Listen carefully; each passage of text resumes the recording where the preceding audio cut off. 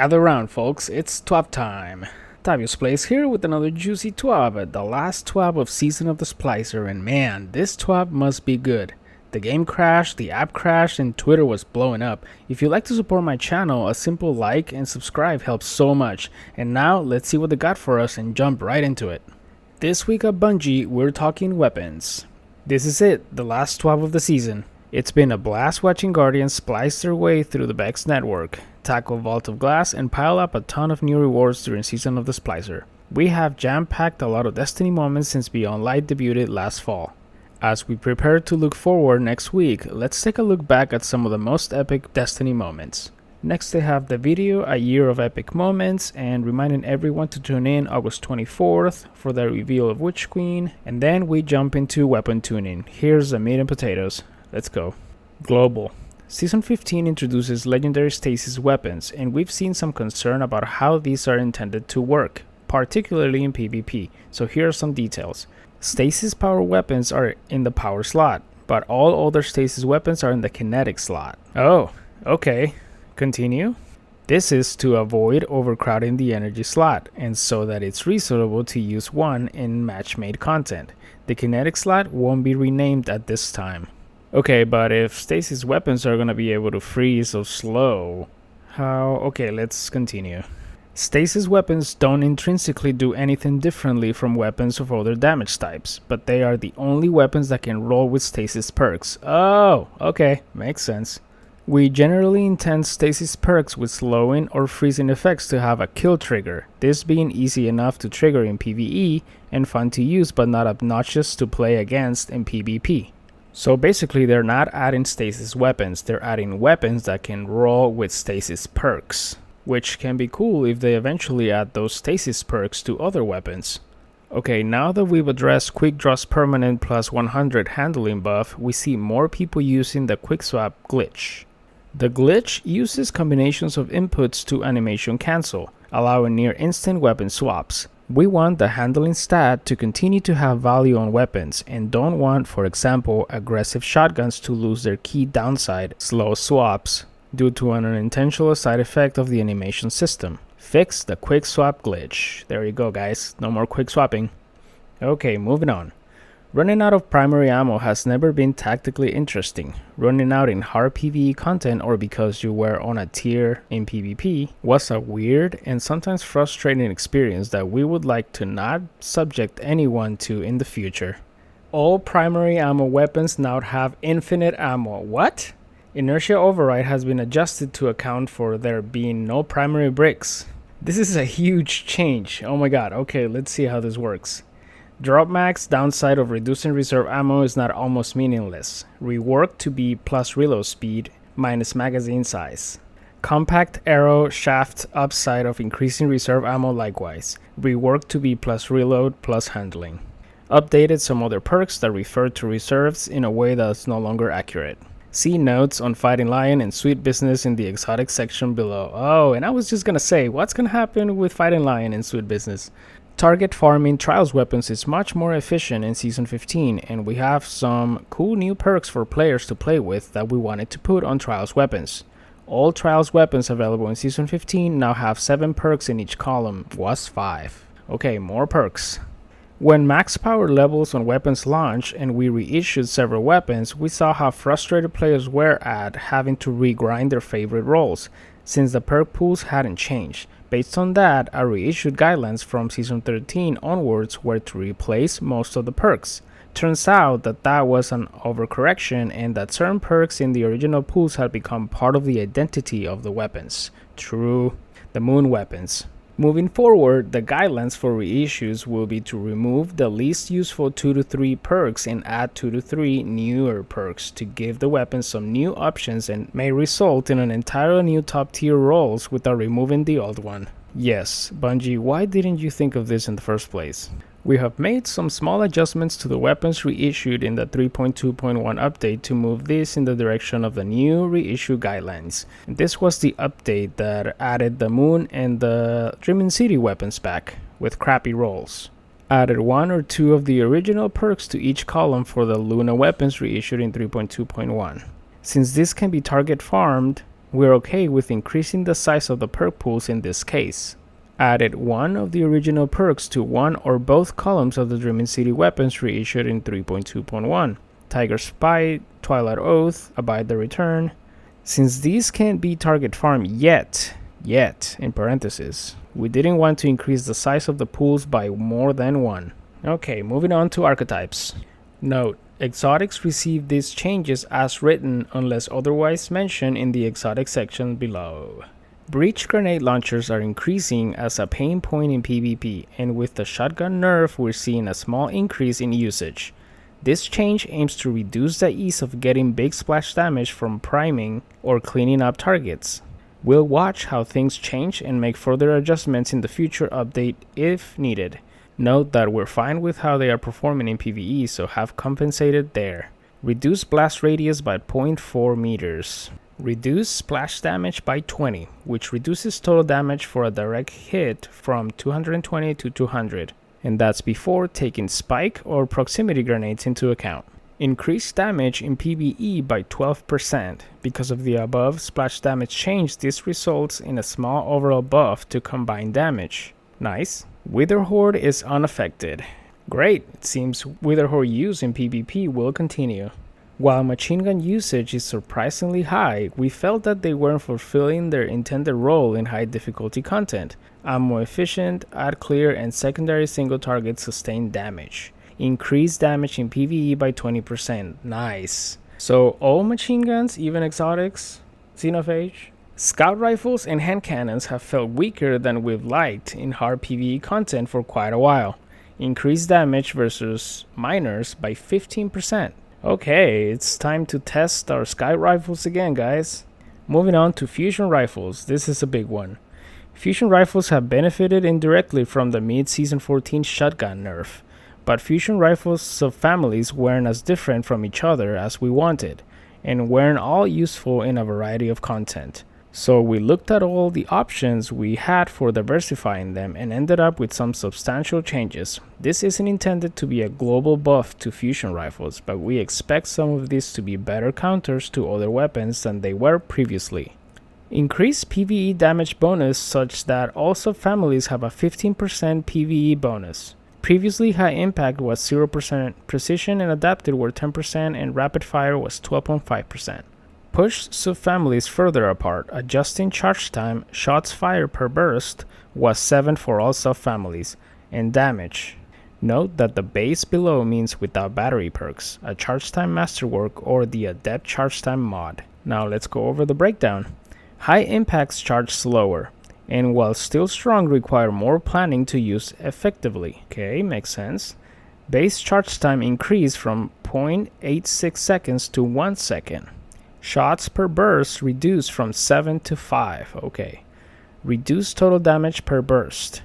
In playtesting, we found that charging this in the open is super risky, but pre-charging around corners or otherwise in safety is very effective. Okay, so now it's gonna take a full second to charge high impact fusion rifles. With the reduced shots per burst, these are now less reliant on stability, so can stack a bit more range. Oh, okay, so now having 5 shots instead of 7, it might be easier to land all 5 shots instead of all 7 shots. But still, charging out in the open will be very dangerous because it's a full second. Precisions and adaptives are close to unchanged. Base charge time is unchanged. Shots per burst is unchanged at 7. Very slightly increased total damage per burst. Now, rapid fires though charge faster, allowing them to be used reactively against charging enemies or aggressively when pushing forward. Base charge time decreased from 0.54 seconds to 0.46 seconds. Shots per burst increased from 7 to 9. Increased total damage per burst. In playtesting, we found that these are very effective against shotgun rushers. The combination of them needed to be closer and you having a shorter charge time work well together. And if you have a good enough timing, you can fire 2 bursts with a rapid fire before a high impact user finish charging their first. With the increased shots per burst, these are now more reliant on stability, but with the increased damage, they're less reliant on range. Parts of this work require adjusting several fusion rifle perks and one mod. Backup Plan's implementation was incompatible with the fusion rifle changes, and we felt like the perk could use a rework anyway. Remove plus 100 to charge time stat. Adjusted charge time multiplier from 0.85 to 0.7. Now scales damage by 0.8. Liquid coils and accelerant coils needed a rework for similar reasons. Both converted to scale charge time and damage instead of modifying the charge time stat. The final effect is much the same as before, but these are now more robust. However, they won't visibly change the charge time stat in the inspection screen. The Adept charge time mod felt pointless, and we felt like it would still be balanced against other mods if it didn't reduce damage. Change functionality to scale charge time directly instead of changing the charge time stat without adjusting the damage. Adjusted the fusion rifle stat order so it matches other weapons. Stability and handling were out of order. This is a big change coming to fusion rifles, including all exotic fusions, so we'll be watching for any major issues and will make tweaks as needed. You hear that, Telesto? They have a fix ready for you. Exotics. The Anarchy exotic grenade launcher has been dominant for years now. We're ignoring the season with sweet grenade launcher artifact mods, of course, being near mandatory for certain raid bosses, as well as excelling as a solo weapon and for ad clears in some encounters. We like that it's a great choice for hard solo content and trapping enemy spawns choke points, but don't want it to remain part of the dominant tactic for boss damage, and particularly don't want it to be great for boss damage and ad clears in a single encounter. With this change, we expect it to remain strong without being borderline usable as a primary weapon. Reduce total reserve plus magazine ammunition from 26 to 16. Reduce damage by 30% versus bosses. Champions are not bosses. Okay, so they're reducing the magazine size and they're reducing the damage against bosses. So they want it to be more of ad clearing. But I'm calling it right now, the catalyst for this weapon will most likely be magazine size. Moving on to Xenophage. Xenophage was already top notch, so didn't need to benefit from the global machine gun buff. It does benefit from the damage per bullet buff to machine guns, but now has lower rate of fire to compensate, resulting in slightly lower damage per second but higher burst damage and sustained damage, since it's now more ammo efficient. Reduced rate of fire from 120 to 90 RPM. Receives less of the machine gun PvE damage buff. So Xenophage is getting a slower rate of fire, but a damage per bullet buff. Sounds interesting. Let's see how it is. Fighting Lion has always been fun, but not dominant in PvE. So we weren't worried about the impact infinite ammo would have there. However, enabling fast, unlimited grenade spamming was too much in PvP based on internal playtest. So we've addressed that specific case without significantly impacting its feel in PvE. Fighting Lion reserve ammo increased from a lot to infinite. Okay. Receives the same changes as other breach grenade launchers. Reduce base reload stat to 0. Breach grenade launchers with 0 reload stat reload very slowly. Now increases reload speed to its previous level on damaging multiple enemies with one grenade. We'll be keeping an eye on this, but believe it's in a good place with this change. And the last point is, you shouldn't be manually reloading Fighting Lion anyway. Vex Mythoclast. We were cautious with tuning this one at launch, knowing that shipping a dominant weapon that has incredibly low ownership would break PvP, and aimed for balance but erring on the side of not letting it ship too strong. However, it fell short of balance. Ownership is much higher now, and we want it to be strong enough to be a desirable reward from Vault of Glass. PvE damage bonus increased by 40%. Range stat increased to be near best in class for high impact auto rifles. Increased stability stat, reward catalyst to grant stability and damage after a kill. Increased rate of fire from 360 to 390. Reduced linear fusion rifle mode charge time from 820 to 533. Same as standard linear fusion rifles. No longer loses overcharged stacks on stow except when in linear fusion rifle mode. This sounds like great news for all of you who have Vex Mythoclast. Merciless. Ooh, I forgot about this one. We had to touch this anyway because of the fusion rifle changes, and figured if we're in there, we might as well make a buff we've been thinking about. Updated perk to account for fewer shots per burst. Should build up charge rate at the same amount per burst as before. Reduce the damage penalty for increasing charge rate by 40%. Jotun, everyone's favorite toaster. Because of how the charge time stat works with the fusion rifle changes, we made a small change to avoid breaking this weapon. In playtesting, it makes almost no difference, but if I didn't mention it, someone would notice. Reduce charge time from 0.82 seconds to 0.78 seconds. So it charges 0.04 seconds faster. What?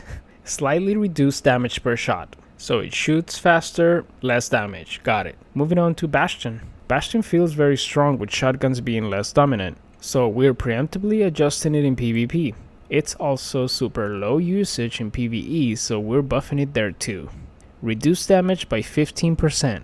Can now not quite kill a Guardian with one shot in the 3-shot burst it fires. Increase spread angle by 10%.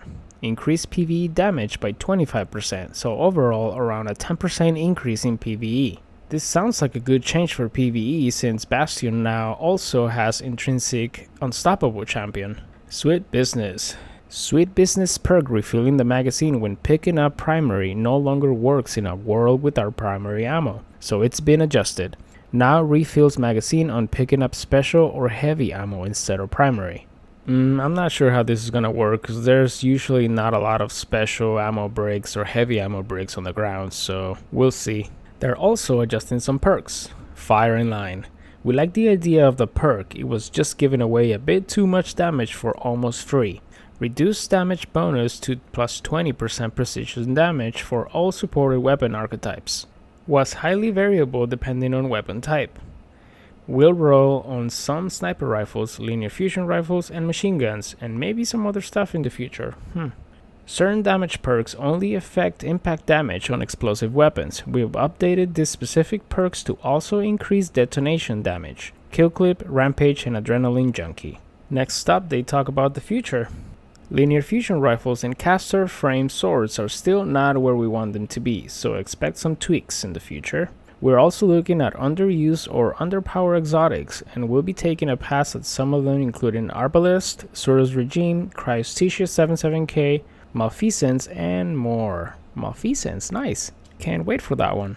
In Season 15, we tweaked exotic primary weapons to generate ammo faster through ammo finder mods, and we have another change planned to make them more enticing in hard PvE content. And that's it for weapon changes. Next up, they talk about the new ritual weapon for Season 15. It's going to be a rocket launcher with the explosive light perk. They're also adding 3 weapons as post-game rewards for completing Vanguard Strikes, Gambit, and Crucible matches. These will drop randomly after completing these activities with random rolls. Here's a sneak peek. It looks like a scout rifle, a pulse rifle, and a sidearm. We also have plans to freshen up the loot pool on the Prophecy Dungeon. We've seen a lot of feedback to bring forward weapons original reward from Trials of the 9 and thought that adding these to the 9 themed dungeon was a great fit. These weapons have been upgraded with random rolls and certain ones will drop from specific encounters on the Prophecy Dungeon. These weapons are beautiful, I can't wait to farm this. On top of all these weapons, we are also updating the world pool with some fresh drops. Here are new weapons you can expect to start seeing pop up in the wild. And it looks like all new Monarchy weapons, Dead Orbit, Vanguard. So technically not new, but we'll see how the rolls are. And that's it. At the end of the TWAB, they go over some charity, donations, and emblems you can get by donating. But that's pretty much everything for the TWAB. I want to thank you all for watching. That was a long one. I'm Tavius Plays, and now you're well informed and ready for the reveal in Season 15. Don't forget to like this video and subscribe to support my channel. And if you want to watch other informative videos, you can click right here.